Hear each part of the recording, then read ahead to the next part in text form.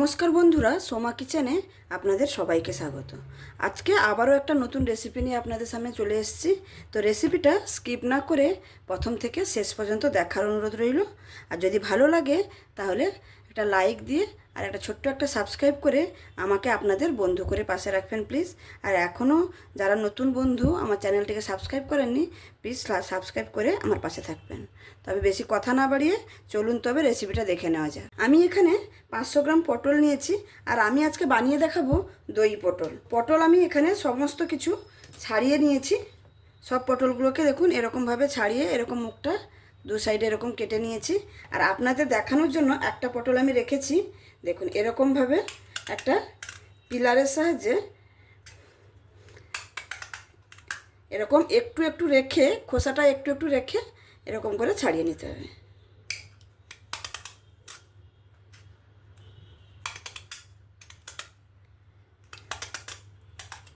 ঠিক এরকমভাবে দেখে নিশ্চয়ই বুঝতে পারছেন আমি পটলটাকে কীরকমভাবে ছাড়িয়েছি। এবার দু সাইডের মুখগুলো আমি কেটে নেব। ছুরির সাহায্যে মাঝখানে এরকম চিড়ে নেব একটু করে। দেখে নিশ্চয়ই বুঝতে পেরেছেন আমি পটলগুলোকে কিভাবে কেটেছি। এখানে পটলগুলো তো আমি সুন্দর করে ধুয়ে কেটে পরিষ্কার করে নিয়েছি। এবার পটলের মধ্যে একটু লবণ আর হলুদ মাখিয়ে নেব। লবণ আর সামান্য একটু হলুদ দিয়ে ভালো করে লবণ হলুদটা পটলের গায়ে ভালো করে মাখিয়ে নেব। আর এই গরমের সময় এই রেসিপিটা সবাই খেতে কিন্তু ভালোবাসবে। আর পটল হচ্ছে গরমের সবজি। আর আমি যেভাবে আজকে দই পটলটা বানাবো অবশ্যই প্রথম থেকে শেষ পর্যন্ত দেখবেন। খুবই সহজ পদ্ধতিতে বানিয়ে দেখাবো। আর লবণ হলুদটা সুন্দরভাবে মাখিয়ে নিয়েছি। এটাকে আমি এবার সাইডে রেখে একটা মশলা করে নেব। আমি এখানে একটা মশলা করে নেওয়ার জন্য মিক্সারের জার নিয়েছি। দেখুন এখানে আমি দিয়ে দেব 1 চামচের মতন গোটা ধনে, হাফ চামচের মতন জিরে, 3টা কাঁচা লঙ্কা, সামান্য একটু আদা আর একটা টমেটো। আমি এই পটলের রেসিপিটা একদম নিরামিষভাবে বানিয়ে দেখাচ্ছি, সেই জন্য আমি এখানে কোনো পেঁয়াজ রসুন ব্যবহার করব না, সম্পূর্ণ নিরামিষভাবে বানিয়ে দেখাবো। দিয়ে আমি এই মশলাটাকে পেস্ট করে নেব। এখানে দেখুন আরেকটা বাটি নিয়েছি, আমি এই বাটির মধ্যে আরেকটা মশলা করে নেব। দেখুন এখানে 6 পিসের মতন আমি কাজু নিয়েছি, পোস্ত দিয়ে এটাকেও জল দিয়ে একটু ভিজিয়ে রাখবো। পোস্তটা একটু নরম হয়ে গেলে এটাকেও বেটে নেব। আমি এখানে আবারও একটা বাটি নিয়েছি, এই বাটির মধ্যে কিছু গুঁড়ো মশলা মিক্স করে নেব। হলুদ আর একটু দেবো কাশ্মীরি লঙ্কার গুঁড়ো আর সামান্য একটু ঝাল লঙ্কার গুঁড়ো দিয়ে এটাকে ভালো করে মিক্স করে নিয়েছি। এটাকে সাইডে রেখে দেব।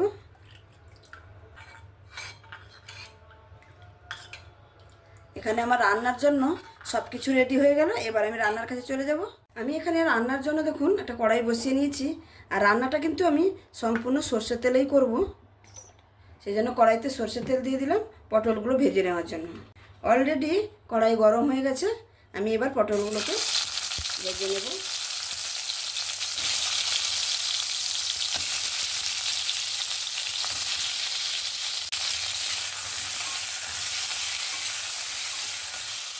পটলটা আমার এখানে ভাজা হয়ে গেছে, দেখুন ভেজে নিয়েছি। এবার তুলে নিচ্ছি। ওই কড়াইয়ের মধ্যেই আমি রান্নাটা করে নেব। পরিমাণ মতো একটু তেল দিয়ে দেব।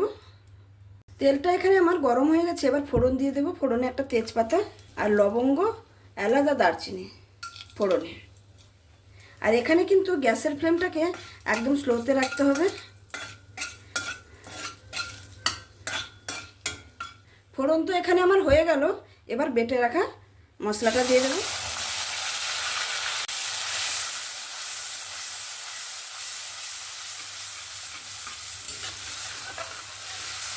এইরকমভাবে রান্না করার আগে যদি মশলাটা করে নেওয়া যায় তাহলে রান্নাটা কিন্তু খুবই তাড়াতাড়ি হয়ে যায়। এখানে আমি মশলাটা জিরে, ধনে, টমেটো, আদা, কাঁচা লঙ্কা যেটা পেস্ট করে রেখেছিলাম সেটা দিয়ে ভালো করে একটু কষিয়ে নেব যতক্ষণ না মশলা থেকে কাঁচা গন্ধটা চলে যায়। কিন্তু এটা লো ফ্লেমেই কষাতে হবে। এখানে 2-4 মিনিট মশলাটা কষিয়ে নেওয়ার পরে মশলা থেকে তেল ছাড়তে শুরু করেছে। এবার আমি যে গুঁড়ো মশলাটা জলে গুলিয়ে রেখেছিলাম সেটা আমি এখানে দিয়ে দেব। দিয়ে আবারও ভালো করে কষিয়ে নেব।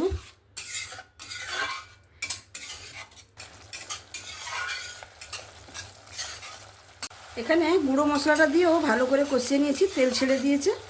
এবার আমি বেটে রাখা কাজু আর পোস্ত সেই বাটাটা দিয়ে দেব, দিয়ে আবারও ভালো করে কষিয়ে নেব।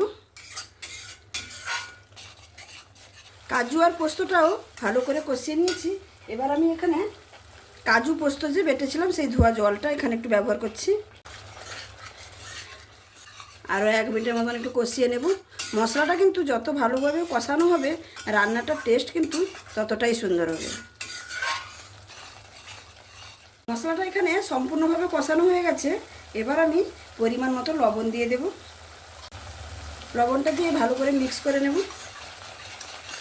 আর আমি এখানে দেব সামান্য একটু চিনি, যেহেতু দই পটল সেই জন্য একটু চিনি ব্যবহার করলাম। আর এমনিতেও নিরামিষ তরকারিতে একটু চিনি ব্যবহার করলে রান্নাটা খেতে ভালো লাগে, কিন্তু যাদের পছন্দ না বা অসুবিধা আছে চিনি খাওয়ার তারা অবশ্যই স্কিপ করে খাবেন, চিনিটা দেবেন না।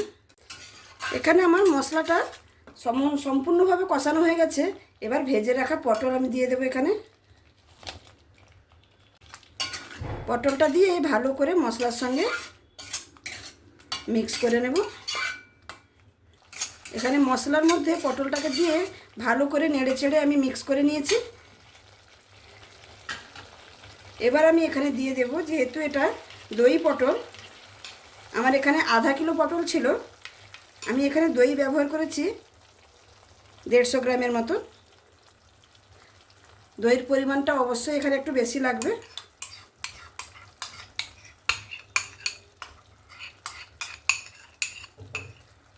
আর দইটা দেওয়ার সময় অবশ্যই গ্যাসের ফ্লেমটাকে একদম স্লোতে রেখেই দেবেন, নাহলে দইটা কিন্তু ফেটে যাওয়ার সম্ভাবনা থাকতে পারে। আর দইটাকে আমি আগে থেকে সুন্দরভাবে ফেটিয়ে রেখেছিলাম। দিয়ে ভালো করে মিক্স করে নেব।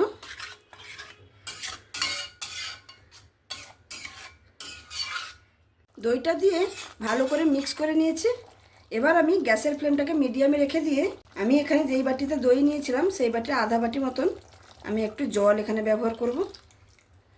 যেহেতু পটলটা 80% পর্যন্ত সেদ্ধ হয়েছিল, আর একটু সেদ্ধ হওয়ার আছে, আর গ্রেভিটাও একটু ফুটবে, সেই জন্য সামান্য একটু জল ব্যবহার করলাম।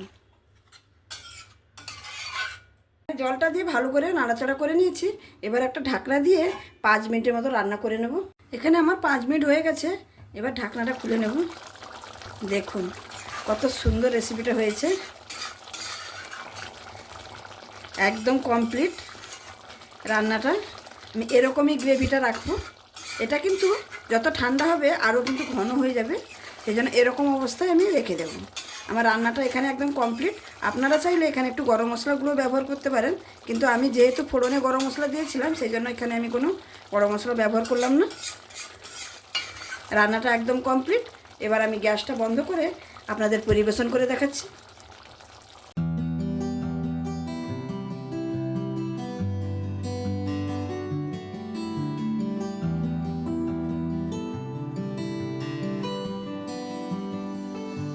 বন্ধুরা দেখতেই পেলেন আমি নিরামিষ দই পটলের রেসিপিটা কত সুন্দরভাবে সহজ পদ্ধতিতে বানিয়ে দেখালাম। দেখতে দেখুন কতটা সুন্দর হয়েছে, খেতেও কিন্তু অসম্ভব সুন্দর হয়।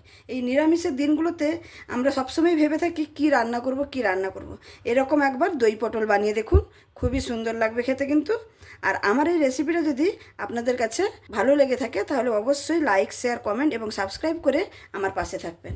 আর যে সমস্ত বন্ধুরা আগে থেকেই সাবস্ক্রাইব করে আমার পাশে আছেন তাদের অসংখ্য ধন্যবাদ। আর যারা এখনও আমার চ্যানেলটিকে সাবস্ক্রাইব করেননি প্লিজ আপনারা অবশ্যই করে আমার চ্যানেলটিকে সাবস্ক্রাইব করে আমার পাশে থাকুন। আমি আরও নতুন রেসিপি নিয়ে আপনাদের সামনে আসতে পারবো আর আপনাদের উপহার দিতে পারবো। তাহলে আমি আজকে এখানেই শেষ করছি। আবার দেখা হবে অন্য কোনো দিন অন্য কোনো রেসিপির সঙ্গে। সবাই ভালো থাকবেন, সুস্থ থাকবেন, সাবধানে থাকবেন। ধন্যবাদ।